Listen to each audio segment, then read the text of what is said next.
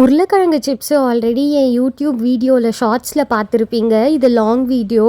எங்கள் அத்தை ஆல்ரெடி உங்களுக்கு தெரிஞ்சிருக்கோம், டெய்லர் அத்தை பேர்னாம்பட்டில் இருக்காங்க, நிறைய பேர் பார்த்துருப்பீங்க. எங்கள் அத்தை இந்த உருளைக்கிழங்கு சிப்ஸ் போடுறதுல ஸ்பெஷலிஸ்ட்டு.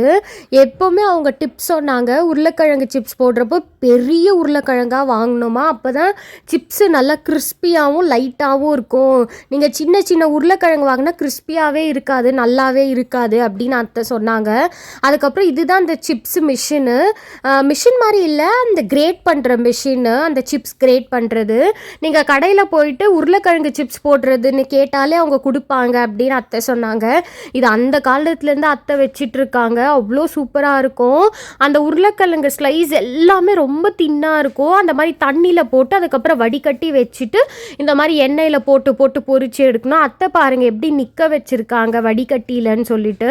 ஃப்ளாட்டாக போட்டால் தண்ணி ஃபுல்லாக ஃபில்டர் ஆகாமல் அப்படியே மேலேயே நிற்கணும். இப்படி தின்னாக ஸ்லைஸ் பண்ணி நிற்க வச்சுருக்காங்க. அதுக்கப்புறம் எண்ணெயில் இந்த மாதிரி நல்லா சூடானதுக்கப்புறம் போட்டுட்டு இந்த மாதிரி கலக்கி விட்டுக்கிட்டே இருக்கணும் இன்னொரு கரண்டியில் வச்சு. அப்போ ஒட்டுற மாதிரி இருக்கும் ஸ்டார்டிங்கில், அதுக்கப்புறம் நல்லா வரும். இந்த மாதிரி நல்லா அந்த எண்ணெய் பதம் காஞ்சி நின்னதுக்கப்புறமா சிப்ஸ் எடுத்துடணும். எவ்வளோ லைட்டாக இருக்குது பாருங்கள். இந்த பிங்கோ அதுக்கப்புறம் கடையில் விற்பாங்க இல்லையா உருளைக்கிழங்கு சிப்ஸு, அதே மாதிரி இருக்குது. இது வந்து பாப்பாவுக்கு மட்டும் தனியாக உப்பு போட்டு அம்மா எடுத்து வச்சுருக்காங்க. பிகாஸ் பெரியவங்கன்னா காரம் பெப்பர்லாம் போட்டுக்கலாம், சின்ன குழந்தைங்களுக்கு காரமாக இருக்கும் இல்லையா, அதனால வெறும் உப்பு போட்டு எடுத்து வச்சாங்க. இதுதான் ஒரு ஒரு பேட்சாக போட்டு இந்த மாதிரி எண்ணெய் சூடானதும் போடணும், கலரி விடணும், அதுக்கப்புறம் எடுக்கணும். எங்கள் அத்தை பாவம் 1 ஹவராக பண்ணிகிட்டு இருந்தாங்க. இது 1.5 கிலோ அளவுக்கு அளவு. நீங்கள் வேணும்னா உங்களுக்கு எவ்வளோ குவான்டிட்டி தேவையோ அதுக்கேற்ற மாதிரி பண்ணிக்கோங்க. கூட வந்து மிளகாத்தூள் அதுக்கப்புறம் பெப்பரு உப்பு போட்டாங்க. எனக்கு பெப்பர் ரொம்ப பிடிக்கும், அதனால் கூட பெப்பர் போட்டுக்க சொன்னால். உங்களுக்கு வேணால் ஆரிகேனோ சில்லி ஃப்ளேக்ஸ் அந்த மாதிரி கூட சேர்த்துக்கலாம். ரொம்ப சூப்பராக இருந்துச்சு சிப்ஸு. இந்த மாதிரி கலர்றதுலேயும் ஒரு டெக்னிக் இருக்குது, அது அத்தை பின்னாடி சொல்லுவாங்க, நீங்கள் மறக்காமல் வீடியோ ஃபுல்லாக பாருங்கள். இந்த மாதிரி எல்லா பேட்சும் பொரிச்சதுக்கப்புறம் லாஸ்ட்டில் தான் இந்த மசாலா போட்டு கலரணும். ஸோ அதுதான் அத்தை எல்லாத்தையும் ஒன்றா சேர்த்து மிக்ஸ் பண்ணிகிட்டு இருந்தாங்க. சிப்ஸு ரொம்பவே கிறிஸ்பியாக லைட்டாக சூப்பராக வந்துருந்துச்சு. இங்கே பாருங்கள், எல்லா பேட்சும் பொரிச்சாச்சு. ஃபர்ஸ்ட் இந்த மாதிரி மசாலா சீசன் ஆகிறதுக்கு குலுக்கி விட்டுக்கோங்க. குலுக்கி விட்டுட்டு கொஞ்சம் கொஞ்சமாக மசாலா போட்டு லேயராக குலுக்கி விடணும். இப்படி ஃபர்ஸ்ட் மேலே ஒரு லேயர் போட்டுட்டு மசாலா போட்டுட்டு திரும்ப ஒரு குலுக்குங்க. கீழே இருக்கிறது மேலே வரும், திரும்ப ஒரு லேயர் மசாலா போட்டு திரும்ப குழுக்கணும்.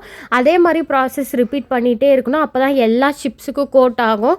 நீங்கள் ஒரே அடியாக போட்டுட்டு மசாலா கோட் ஆகாது, ஒன்றுத்துலேயே ஸ்டக் ஆகிடும், இல்லை அடியில் போயிடும். ஸோ இந்த மாதிரி சிப்ஸ் மேலே போட்டு போட்டு குலுக்கி குலுக்கி குலுக்கி கோட் பண்ணணும் ஸ்பைசஸ் கூட.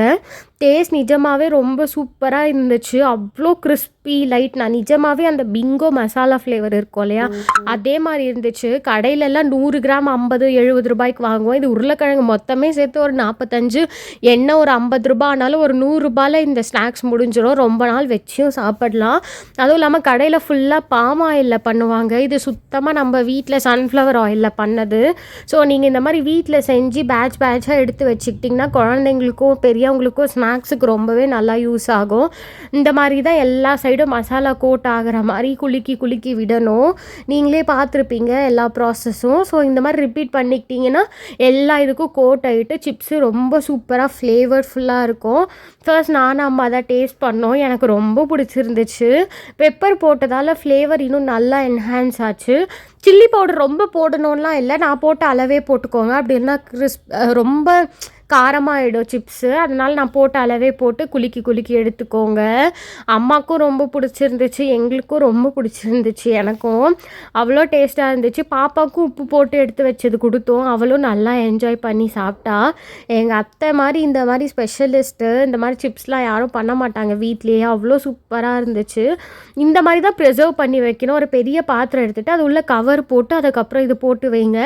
ஏன்னா ஸ்டீல் இதுள்ள டைரெக்டாக போட்டால் நமுத்து போயிடும். எப்போவுமே ஒன்று பிளாஸ்டிக் கண்டெய்னரில் ஸ்டோர் பண்ணுங்கள், அப்படி இல்லைனா இந்த மாதிரி கவர் போட்டு ஸ்டோர் பண்ணுங்கள். இன்னொரு வீடியோவில் பார்க்கலாம்.